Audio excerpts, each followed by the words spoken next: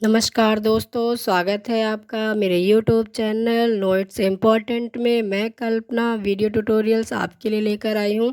How to start export import business.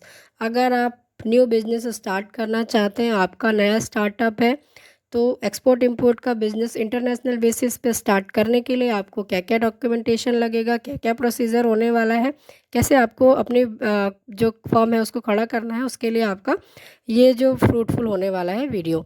तो video को and तक देखिए। तो सबसे पहले मैं आपको बता दूं, अकॉर्डिंग टू लॉ, जो हमारे गवर्नमेंट के निर्देश हैं उसके अकॉर्डिंग आपको एक लीगल बिजनेस जो है वो आपको चलाना होगा, चालू करना होगा। उसके लिए आपको सबसे पहले आपका जीएसटी सर्टिफिकेट होना कंपलसरी है आपके फर्म के नाम से।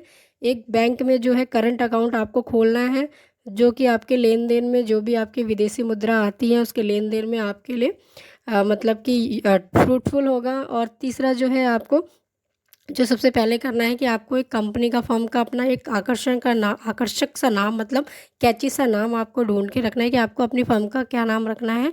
और लोगों के साथ एक लोगो, मतलब आपको भी पता है कि एक आइडेंटिटी होती है कि मेरा जो पार्टी है या मेरी जो कंपनी है वो ये है। ठीक है, तो उस ये सब चीज़ें आपने कर ली, ये सारी चीज़ें आपकी हो गई। उसके आगे आपको देखिए क्या क्या डॉक्यूमेंटेशन चाहिए। You must have a valid business operation with GST certificate. आपको एक बिजनेस ऑपरेशन आपका कैसे चलेगा, उसके संचालन में आपको क्या क्या करना है, उसके लिए आपको वो सोच के रखना है। प्लस एक आपका जीएसटी होना कंपलसरी है। परमानेंट अकाउंट नंबर, जो पैन नंबर आपका होता है वो फर्म के नाम से होना चाहिए। अगर आप सेल्फ है, मतलब प्रोप्राइटरशिप में कर रहे हैं, तो आपका होगा, अदरवाइज आपका फर्म का होगा। आईसी कॉपी आपका इंपोर्ट एक्सपोर्ट कोड होना कंपलसरी है। Step for registration and membership certificate, RCMC जिसको कहते हैं, कि आप कोई फूड सप्लीमेंट भेज रहे हो, फीड सप्लीमेंट भेज रहे हो, या कोई दवाइयाँ भेज रहे हो, उसके लिए जो जो डॉक्यूमेंट्स लगेंगे, जैसे फसई का लाइसेंस हो गया, सर्टिफिकेट ऑफ अनलाइसिस हो गया, उसके लिए आपको आरसीएमसी का रजिस्ट्रेशन कंपलसरी है।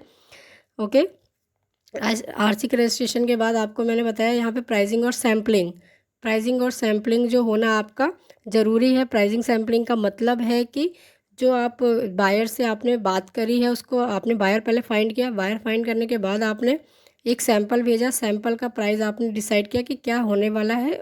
ये सारी चीज़ें आपको करके रखनी है कि आपको सैंपल का प्राइसिंग वगैरह पहले से ही डिसाइड करके रखना है कि क्या होने वाला है। ठीक है, ये सारी चीज़ें आपने कर ली, ये सारी चीज़ें आपको पता चल गई कि ये प्रक्रिया कैसे शुरू करेंगे। तो ये सारी चीज़ें आपको जो है इन्फॉर्मेशन ऑलरेडी दे दी गई है, तो आई थिंक आपको सही लगा होगा। तो आगे बढ़ने के लिए स्टेप 1 आपका क्या होने वाला है कि एक्सपोर्ट ऑर्डर कंफर्मेशन। उसके बाद जो सैम्पलिंग वगैरह का आपने सब कुछ कर लिया, उसके बाद आपका स्टेप 1 क्या होगा, एक्सपोर्ट ऑर्डर जो है कंफर्मेशन। अगर बायर को आपका जो कंसाइनमेंट है वो सही लगेगा, प्रॉफिटेबल लगेगा, तो आपको वो ऑर्डर कंफर्मेशन दे देगा कि ठीक है जी, आप मुझे इतना कंसाइनमेंट जो है हर महीने या वीक में वो भेज सकते हो। सेकंड थिंग आपका होगा कि स्टेप 2 क्या होने वाला है, next check and secure supplement information related to order item, specification, payment term and delivery date. आपको ये सारी चीज़ें इंश्योर करके रखनी है, क्लियर करनी है कि आपका जो सप्लीमेंट जाने वाला है उसकी पेमेंट टर्म क्या होने वाली है, डिलीवरी डेट क्या होने वाली है, टर्न अराउंड डेट कितना लगेगा बुकिंग से डिस्पैच तक का। इन्वेस्टिंग, लेबलिंग, पैकेजिंग और market are the third the final steps. तीसरा स्टेप फाइनल जो है आपका, इन्वेस्टिंग आपकी कितनी होने वाली है, क्या पैसा आपका लगने वाला है, आपको क्या प्रॉफिट होगा, पैकेजिंग कैसी रहेगी, और मार्किंग वगैरह कैसे करनी है, जो भी मार्कर वगैरह लगेगा उसमें मार्कर वगैरह आपको क्या देना है, किस तरीके से बॉक्स में पैकिंग होनी है, वुडन बॉक्स में होनी है, वो सारी चीज़ें आपको ये करनी है। ठीक है, ये सारी चीज़ें करने के बाद आपको ये चीज़ें ध्यान रखनी है कि कंसाइनर, पहले सबसे पहले आपको शिपमेंट भेजने के लिए, आपने शिपमेंट भेजना है तो आपको पॉलिसी भी लेनी होगी कि जैसे हम अपनी जीवन पॉलिसी लेते हैं ना, कि हमें कुछ हो गया तो हमारे आने वाले उनको क्या होगा, आगे का हमारा फ्यूचर क्या होगा, तो उसके लिए हम पॉलिसी लेते हैं। तो यहाँ पे आपको अपने कंसाइनमेंट के लिए लेनी है कि रास्ते में अगर कुछ हो जाता है, कहीं आग लग जाती है या कहीं पे डैमेज हो जाता है, तो उसके लिए आपको इंश्योरेंस क्लेम आप कर सकते हो। तीसरी बात, सेट अ डिस्पैच डेट। आपको कंसाइनमेंट भेजने से पहले ट्रांसपोर्टर से बात करनी है, सीएचए से बात करनी है, डेस्टिनेशन पोर्ट पे, किस पोर्ट पे भेजना है, वहाँ सारी चीज़ें आपको पहले से क्लियर करके रखनी है कि कब आपको जो है पैकेज वो है रेडी करना है डिलीवरी के लिए या डिस्पैच के लिए। स्टेप 6 में आपका आ जाएगा reserve required vessel for shipment. आपको पहले से ही, मतलब कि ये इंटरनेशनल बेसिस आपका काम कर रहे हो, तो सबसे पहले आपको पहले से ही वहाँ पे जो आपका शिपमेंट जाने वाला है एयर के थ्रू या शी के थ्रू, तो वहाँ पे आपको पहले से ही बुकिंग करके रखनी है कि मुझे इतना कंसाइनमेंट जो है वो एडवांस में भेजना है।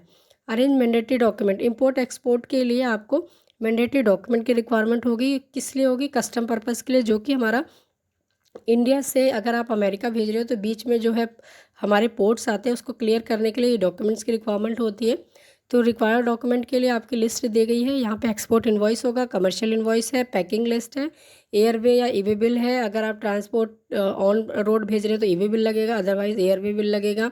IC licence, import export code, AD code, authorise dealer code आपका जो डीजीएफटी साइट पे होना चाहिए, मीन्स कि आइस गेट पे रजिस्टर होना चाहिए। आईसी कॉपी आपका अपडेट होना चाहिए। LUT copy, ARN number current financial year का होना चाहिए। अगर 2023 चल रहा है तो 2023-24 का आपका जो है एलयूटी कॉपी होना चाहिए। आईसी कॉपी आपका आइस गेट पे रजिस्टर्ड होना चाहिए। एडी कोड आपका आइस गेट पे रजिस्टर्ड होना कंपलसरी है। पोर्ट के साथ आप जिस भी पोर्ट से कंसाइनमेंट भेज रहे हो वहाँ पे आपका होना ज़रूरी है।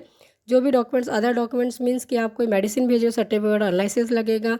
मशीनरी पार्ट्स है, थर्ड कंट्री का कंसाइनमेंट है, सर्टिफिकेट ऑफ ओरिजिन लगेगा। साफ्ता के अगेंस्ट भेज रहे हो, फ्री ट्रेड कंसाइनमेंट है। ये सारी एसएसएन कोड के अकॉर्डिंग कमोडिटी वाइज आपको यहाँ पे डॉक्यूमेंट्स जो है वो रेडी करके रखने हैं।